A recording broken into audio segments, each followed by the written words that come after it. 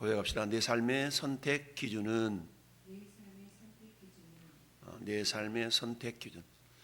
우리 인생을 살아가면서 수많은 선택과 수많은 만남의 연속이다 라고들 말하죠. 어떤 나라를 만나느냐에 따라서 그의 조국이 결정된다.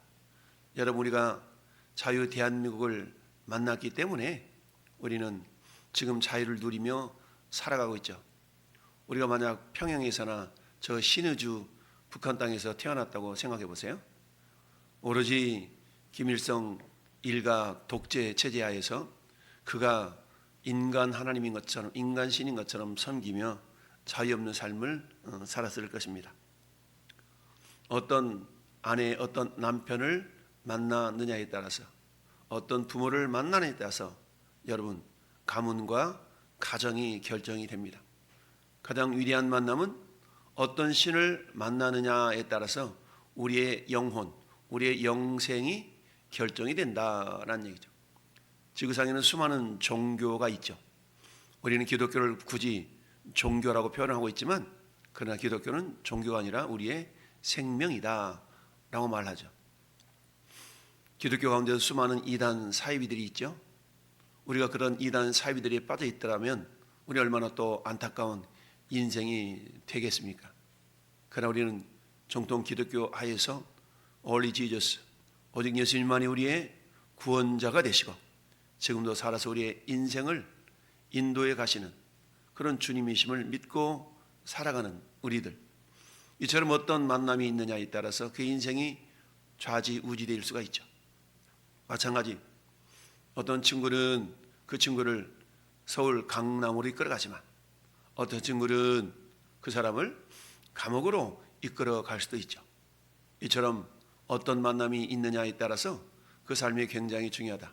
그러나 그 만남의 순간순간마다 또한 우리에게 더욱더 중요한 사실이 있는데, 그것은 우리의 선택의 문제이죠. 오늘 이 옷을 입을까 저 옷을 입을까? 선택에 따라서, 그리고 어떤 일을 할까 저 일을 할까에 따라서 우리는 선택을 하게 됩니다. 이처럼 선택이라는 것은 분명한 또한 기준이 있게 마련이죠. 내가 그것을 선택하게 된 동기가 뭐냐? 그 원인이 있죠. 오늘 13장 1절은 아브라함이 애굽에서 그와 그의 아내와 그의 모든 소유와 롯과 함께 네겝으로 올라가니, 이 네겝은 지금으로 말하는 이스라엘의 남방 땅, 이스라엘 남부 지역을 말합니다. 그러면 이 우리가 읽어본 1절 이전에는 어떤 상황이 있었겠다를 짐작해 볼 수가 있죠. 그 상황은 어떤 상황이에요? 아브라함이 이 12장 10절 말씀 보니까 그 땅에 기근이 들었으므로 아브라함이 애굽에 거류하려고 거리로 내려갔으니 이는 그 땅의 기근이 심하였음이니라. 여러분, 기근을 피해서 남쪽으로 가다 보니까 어디까지 갔어요? 애굽 땅에 갔어. 근데 애굽 땅에서 뭐 하러 갔다고요? 거류하려고. 거류한다는 얘기는 잠깐 이 흉년만 그치면 와야지 그런 마음을 가지고 내려갔습니다. 근데 그곳에서 어떤 일이 발생해요? 마누라를 팔아먹는 일이 발생하죠. 당신은 아름다우니까 당신 때문에 내 목숨이 오락가락 할 수 있어. 그러니까 당신 내 누님이라 그래. 알았지? 근데 어때요? 애굽 왕 바로가 그 사례를 바라본 즉 심히 아리따웠어. 여러분 생각해 보세요. 아브라함이 나이 75세에 가나안 땅에 왔고 사례는 65세에 가나안 땅에 왔으니까 65세 아줌마가 얼마나 아리따웠겠어요. 근데 아무튼 아리따웠다라고 성경 말씀합니다. 그래서 애굽 왕 바로가 어떻게 저 여인을 좀 이렇게 한번 해볼까 해서 궁으로 이끌어들였는데, 근데 하나님은 어때요? 이 사례는 그 사례를 통하여 예수 그리스도께서 이 땅에 오셔야 될 그런 거룩한 통로인데 우리 하나님이 간섭하신 거죠. 그래서 어땠어요? 내 마누라예요. 이러지 못하고 내 누이예요. 그러니까 애굽 왕 바로가 당연히 누이? 그러면 네 누이 좀 보내봐. 이리 된 거 아니겠어요? 그 일로 16절에 보니까 이에 바로가 그로 말미암아 아브라함을 후대함으로 아브라함이 양과 소와 노비와 암수 나귀와 낙타를 얻었더라. 근데 하나님 보실 때는 어때요? 이러면 안 되는데 결국 그 애굽 땅에 바로의 집에 큰 재앙을 내렸다. 이 사실을 이 살해 때문에 이런 일이 있었구나라고 깨닫게 되는 순간 바로가 아브라함을 데려다가 따져 물었죠. 너 네 마누라고만 왜 내 누이라고 이렇게 속였냐? 그랬더니 뭐라고 얘기합니까? 실상은 내 누이기도 하지만 내 아내이기도 해요. 막 이렇게 했죠. 자, 그러면서 뭐라고 얘기합니까? 자, 여기 네 아내 있으니까 데려가. 그러면서 바로가 사람들에게 그의 일을 명하매 그들이 그와 함께 그의 아내와 모든 소유를 보내었더라. 네 마누라 때문에 준 거 다 내놔. 이러지 않고 그냥 갖고 가. 이리 된 겁니다. 그래서 결국 어떻게 다시 가나안 땅으로 올라오게 되죠. 그래서 아내와 애굽에서 그와 그의 아내와 모든 소유.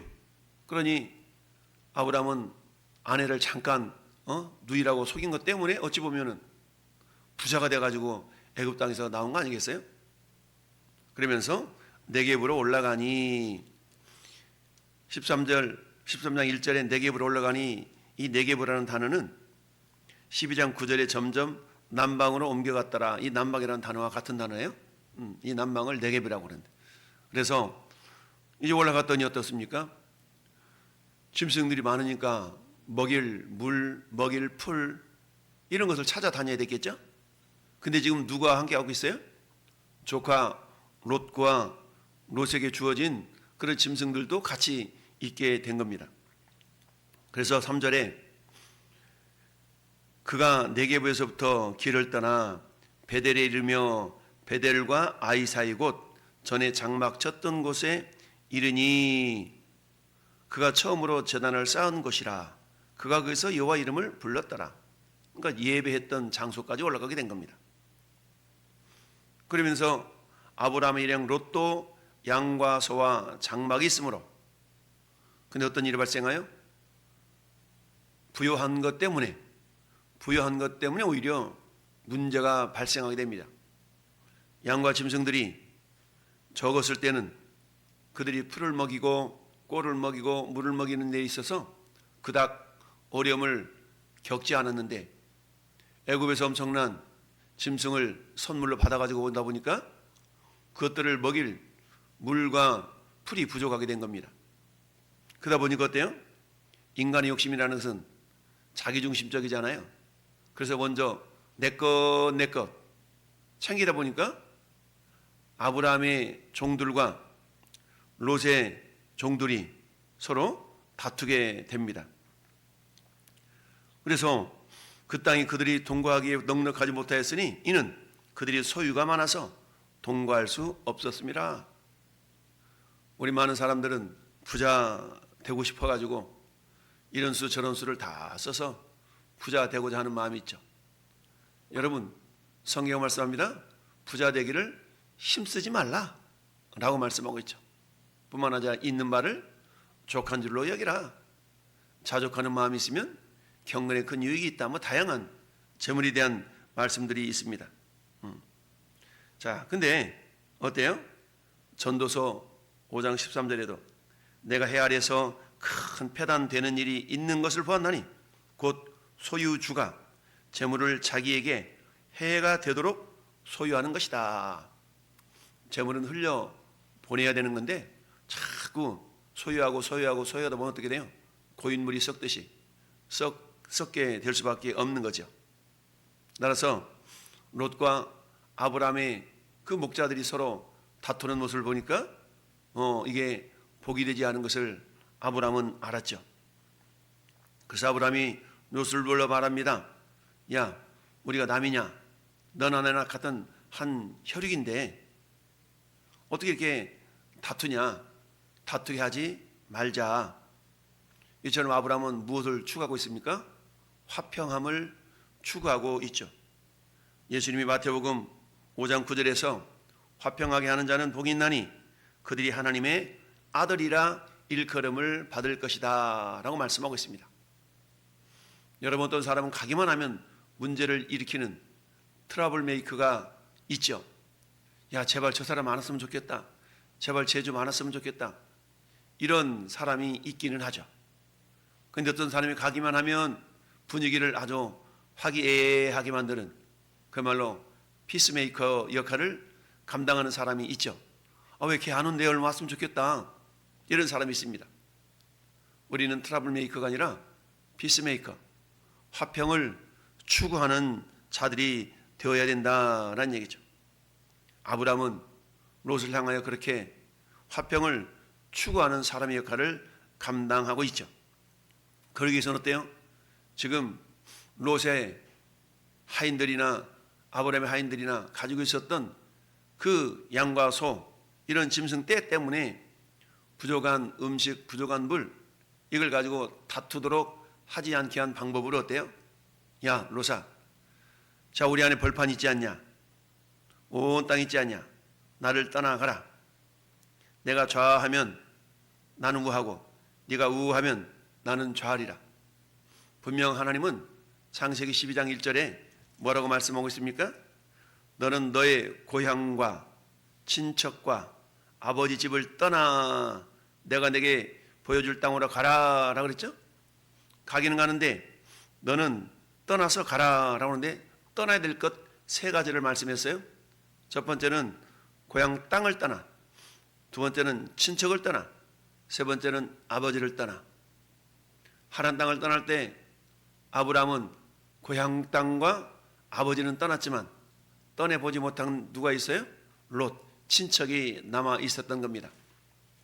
하나님은요, 이처럼 창세기 12장 1절을 성취시키게 한 하나님의 인도하심, 하나님의 섭리에 따라서 저 애굽 땅에서 아브라함으로 하여금 부요함을 얻게 하시고 그 부요함으로 인하여서 이제는 어때요? 하나님께서 창세기 12장 1절에 너희 고향 땅과 친척과 아버지 집을 떠나 가운데 여전히 해결되지 않았던 친척을 떠나보내는 그 순서, 그 일을 하나님이 하도록 하신 겁니다. 그래서 롯이 눈을 들어 유단 지역을 바라보니까 소알 땅까지 온 땅의 물이 넉넉하니 여호와께서 소돔과 고모라 땅을 멸하시기 전이었으므로 여호와의 동선 같고 애굽 땅과 같았더라. 애굽 땅은 어때요? 나일강 때문에 그 강변에 있는 모든 토지들이 비옥한 토지가 된 거죠. 이처럼 롯의 눈에는 소돔과 고모라 지역의 땅이 어때요? 굉장히 에덴 동산과 같은 그처럼 아름답게 보였고 물도 넉넉했더라. 여러분, 오늘 말씀의 제목이 뭡니까? 내 삶의 선택 기준은 뭔가? 여러분, 매 순간순간마다 우리는 삶의 선택을 해야 되는 경우가 있습니다. 여러분, 아브라함의 선택은 뭐였습니까? 첫 번째, 화평함을 선택을 했죠. 롯과 그가 가지고 있었던 그 짐승들 때문에 종들이 다투는 모습을 보면서 왜 싸워? 여기 내 땅이니까 싸우지 마 라고만 말한 것이 아니라 그 다툼의 원인을 분석하고 해결책을 내놓으면서 화평함을 추구하게 된 겁니다. 화평케 하는 자는 복이 있다. 그가 하나님의 아들이라 일컬음을 받을 것이며 라고. 여러분, 전에 여러분들도 무엇을 추구하는 자가 되어야 돼요? 화평을 추구하는 자가 되어야 된다. 시편 34편 14절에 악을 버리고 선을 행하며 화평을 찾아 따를지어다. 로마서 12장 18절도 할 수 있거든 너희로서는 모든 사람과 더불어 화평하라, 화목하라 라고 주님이 말씀하고 있습니다. 왜요? 우리 주님은 이 땅에 오실 때 모든 막힌 담을 허시기 위하여서 이 땅에 오셨죠. 주는 평화 막힌 담을 모두 허셨네. 우리 주님은 모든 인간과 인간 사이에 막혀있는 모든 담을 다 허시기 위해서 이 땅에 오셨죠. 주님이 흘리셨던 그 보혈은 그 어떤 담벼락도 다 녹여내릴 수 있는 사랑의 능력이 있는 그 주님의 사랑이었죠. 이처럼 예수님의 보혈로 생면 부지의 사람들이 서로 주 안에서 모든 막혔던 담들이 헐어지면서 우리는 형제요 자매요라고 칭할 수 있는 그런 존재들이 된 겁니다. 이처럼 예수님이 이 땅에 오셔서 당신의 생명을 내어 주심으로 말미암아서 우리 모든 사람들이 서로 하나가 되도록 하는, 화평하게 하는 주인공이 되셨던 거죠. 결국 이 모습을 산상수훈에서 주님은 제자들을 향해서 화평케 하는 자는 복이 있다, 긍휼히 여긴 자는 복이 있다, 마음이 청결한 자는 복이 있다, 화평케 하는 자는 복이 있다. 이처럼 주님의 말씀들을 통해서 제자들에게 여러분 팔복 또는 구복이라는 용어로 산상수훈을 열어 가셨던 거 아닙니까? 이처럼 아브라함은 화평을 선택을 했습니다. 여러분 두 번째는 어때요? 이처럼 선택 기준, 아브라함이 화평을 선택했던 선택 기준은 철저하게 하나님 중심의 삶을 살길 원했기 때문에 그랬다. 왜요? 4절 말씀에 그가 처음으로 제단을 쌓은 것이라 그가 거기서 여호와 이름을 불렀더라. 하나님 중심의 삶을 살기를 원했던 아브라함은 화평하게 하는 것이 하나님을 기쁘시게 하는 그런 모습이다라는 것을 알았던 것이죠. 그러다 보니까 이 아브라함의 선택 기준은 철저하게 하나님 중심이었다라는 것을 봅니다. 그런데 이제 롯이 선택해야 될 때가 되었습니다. 네가 우하면 나는 좌하고 네가 좌하면 나는 우하겠다라고 이렇게 선택권을 먼저 롯에게 준 거죠. 그러면 롯은 어때요? 자기 삼촌이니까 삼촌이 먼저 하셔야죠 라고 선택권을 아브라함 때 줘야 되는데, 아브라함이 네가 먼저 선택해라 했더니 낼름 받아가지고 어디를 선택할까 이런 거잖아요. 근데 그 선택의 기준이 뭐예요? 선택 기준은 철저하게 자기중심적이었다라는 얘기입니다. 자기 눈에 볼 때에, 여러분 10절 말씀은 어떻게 얘기하고 있어요? 롯이 눈을 들어 요단 지역을 바라본 즉, 그렇죠. 눈으로 봤어요. 여러분 선택의 기준이 눈이어서 눈. 여러분 이 선택 기준이 눈 때문에 망했던 사람이 저 에덴 동산에 아담과 하와 아니었겠어요? 특별히 하와였죠. 선악을 알게 한다는 열매를 보니까 어때요? 평상시에는 하나님의 말씀이 금했던 그런 말씀이었기 때문에 그걸 그저 무시하고 지나갔지만 사탄에 의해서 뱀을 통해 역사하는 사탄의 그 유혹을 통해 보니까 어때요? 보암직, 먹음직, 지혜롭게 할 만큼 탐스럽게 된지라 라고 아니겠습니까? 이처럼 롯의 선택 기준은 육신의 정력, 육신적이었다는 걸 봅니다. 그와 반면에 아브라함의 선택 기준은 뭐였다? 하나님 중심이었다라는 얘기죠. 여러분 오늘도 우리는 매 순간순간 선택해야 될 일들이 많이 있습니다. 특별히 우리 그리스도인들은 나의 삶의 선택 기준은 뭐해야 되는가? 철저하게 하나님 중심, 말씀 중심, 그리고 화평케 하는 방향으로 우리 선택이 이루어져야 될 줄로 믿습니다. 오늘 한날도 수많은 선택의 순간순간이 맞닥뜨릴 때마다 우리는 주님이라면 어떻게 선택했을까? 라고 주님의 마음을 품고 주님이 우리 삶의 중심이 되어져서 선택의 기준이 되어져 오늘 한날도 우리 모두가 화평케 하는 자는 복이 있다 하신 주님의 말씀을 경험하는 복된 하루가 되기를 예수님의 이름으로 축원합니다. 아멘.